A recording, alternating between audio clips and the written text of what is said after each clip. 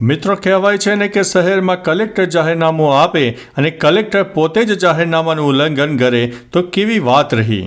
મિત્રો વાત છે આણંદની। આણંદમાં જાહેરનામું ભંગ થયું, જેમાં પોલીસ અને કલેક્ટર જોતા રહ્યા। પરીક્ષાના માહોલ વચ્ચે યુનિવર્સિટી મેદાનમાં યોજાયો હતો કોન્સર્ટ। 100 ડેસિબલથી વધુ અવાજથી આસપાસના લોકો અને વિદ્યાર્થીઓ હેરાન થયા હતા અને કોન્સર્ટ મોડી રાત સુધી પણ ચાલ્યો હતો। મિત્રો વાત છે આણંદના વિદ્યાનગરની। સરદાર પટેલ યુનિવર્સિટી દ્વારા પરીક્ષાના માહોલ વચ્ચે મંગળવારની રાત્રે લાઈવ કોન્સર્ટ યોજાયો હતો।